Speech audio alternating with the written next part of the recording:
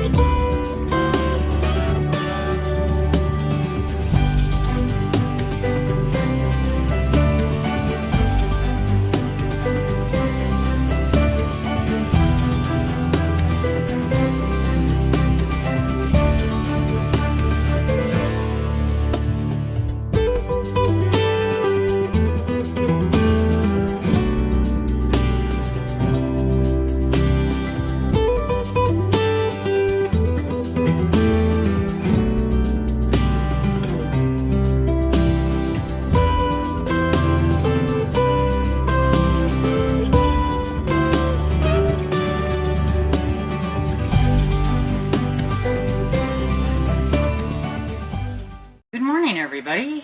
Hope you're having a good day. It's not quite noon yet. I'm getting on here a little bit early. I figured while I had my pretty new shirt on for our church, I decided to wear this out today. I am part of the Kingdom Kids, which is the children's church. I do volunteer like once a month, I think it is. It's like there's 4 rotations, so wherever my rotation ends up and things like that. And it's got the name of our church on the back, which is the sheep shed, and it's got these cute little sheep on it. And the children's church made up shirts for the people that work there over there and didn't have to pay for them. They bought them for us, so that was cool. And yeah, my only complaint is, why get the big girl a neon shirt?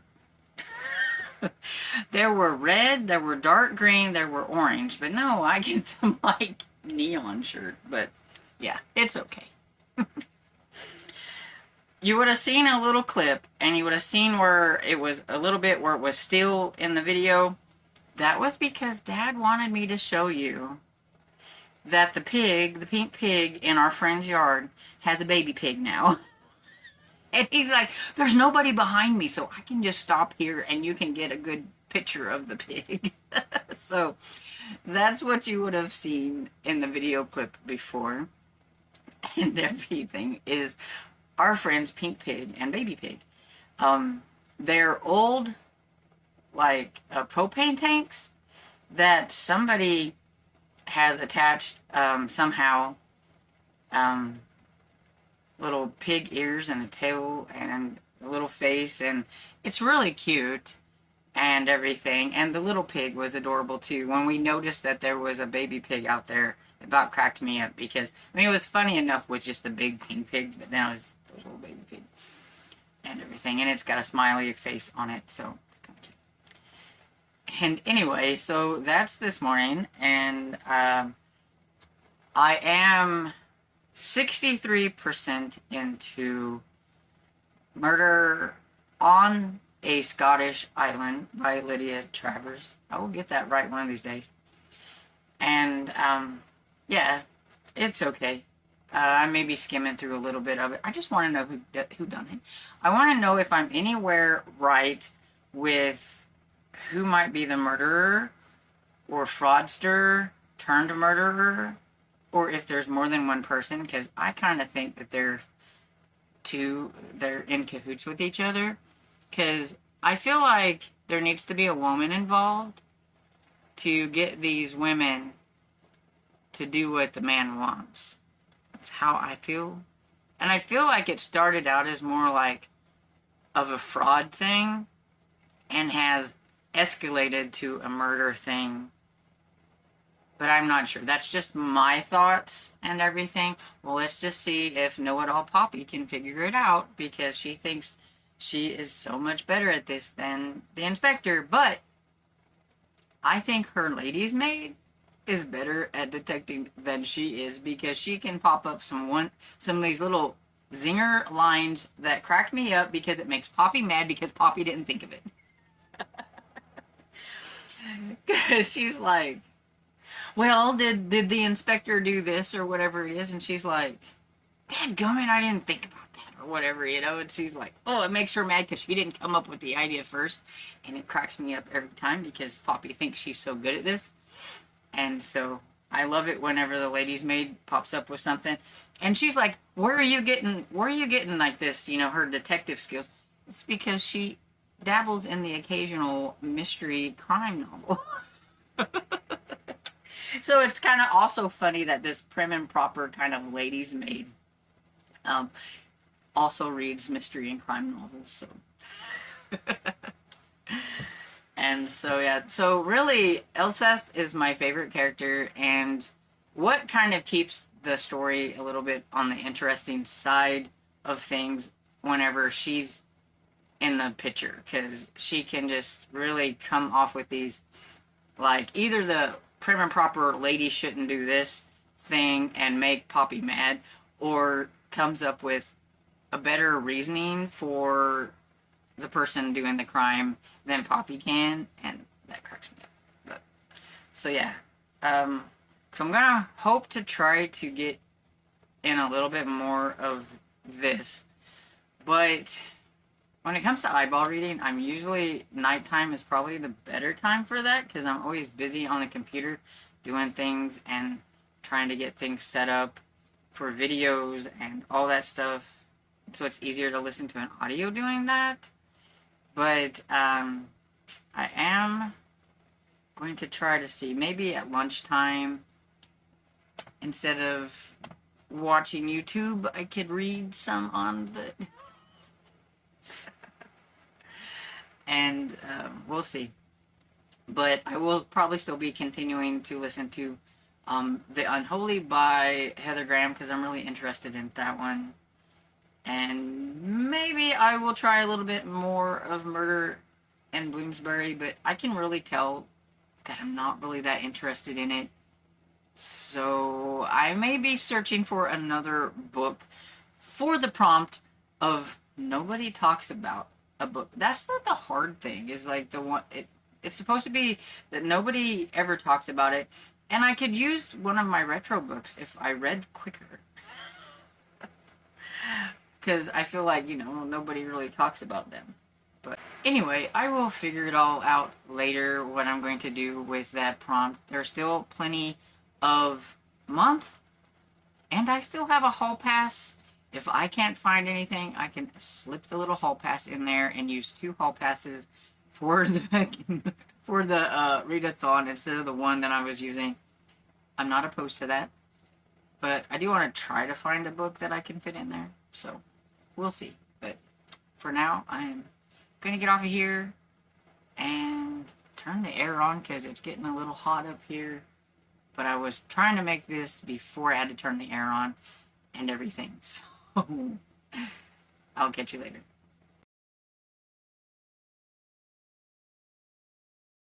Hey everybody, getting ready to go downstairs to make supper. Going down a tad bit early. Since it's Monday, I like to make sure that I get whatever we're going to have done in a timely manner since there's a live tonight.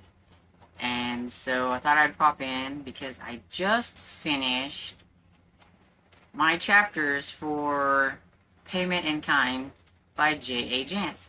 Y'all are probably going to be like, but you didn't mention reading that in your first clip. And that's because I forgot to mention it. So, like, I didn't read anything else like that I said I was going to talk about, because I'm like, yeah, today we started Payment in Kind. I don't know why I was thinking about all the other books that I had going. So now, I can go back to the other books. But, let's talk about Payment in Kind. So, it starts out kind of like with a bang like normal. We have kind of an interesting a murder. It's like, is it a murder-suicide, or is it just murder? But a man and a woman were found in a closet together, and the one woman that of the wife of the man is like, there ain't no way that he was having any kind of affair. The husband of the woman is like, well, that doesn't surprise me none because we have like an open marriage. So it was kind of like, okay, this is gonna be interesting. So, uh, yeah, the only thing I don't like in this one so far is the fact that Beaumont's partner, Al, is not in this one. He's gone. I don't know. I can't remember if it was a vacation or he's doing something and he's not in this one. And Paul Kramer, this younger kind of drive you crazy detective, his partner is like gone on vacation or something, and so they put them together. Bo does not like Paul Kramer at all. He hates having to work with him. He's been in some of the books before. He's just very hot-headed and just he's annoying. So I have a feeling he's just going to annoy me through this whole entire thing. But other than that, I'm enjoying everything. I love Bo. He's a lot of fun and everything. I'm curious to see where this one is going to head. Is the husband of the one really just, I knew that she was doing, I mean, he almost sounds, the way the way the narrator does him, he almost reminds me of E-words. Kind of like he just doesn't really have a care in the world. But he knows that she, sleeps around and blah blah blah. While the other one's the wife of the other one, she is crazy and like something else.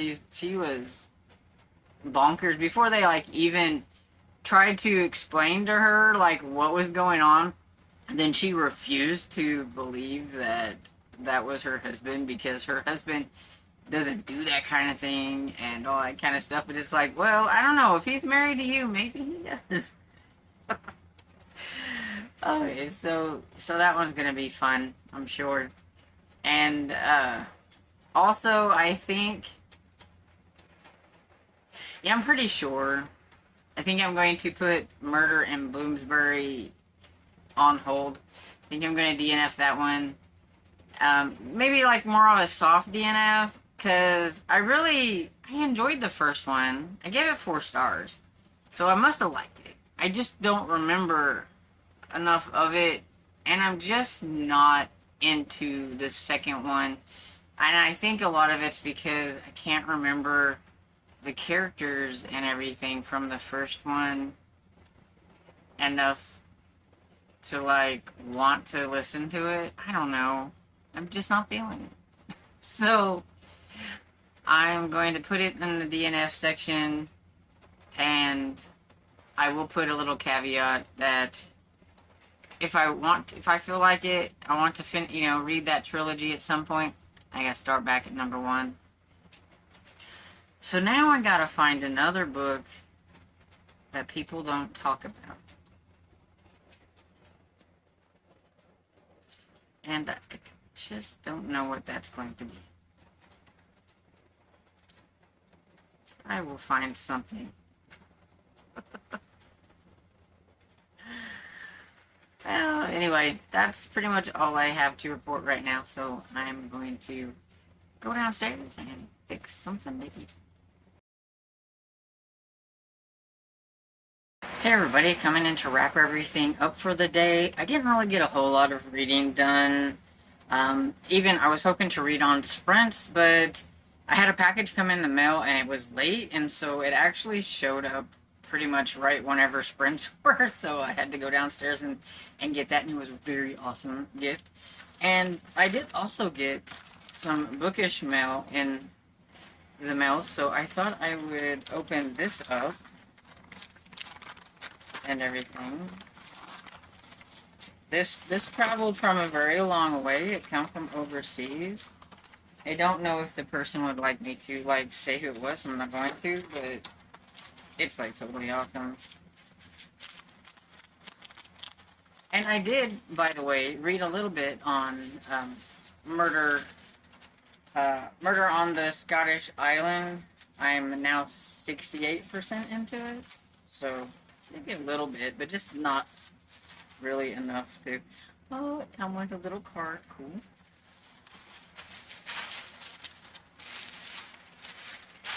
And she packed it really well. It comes from across the pond, we shall say.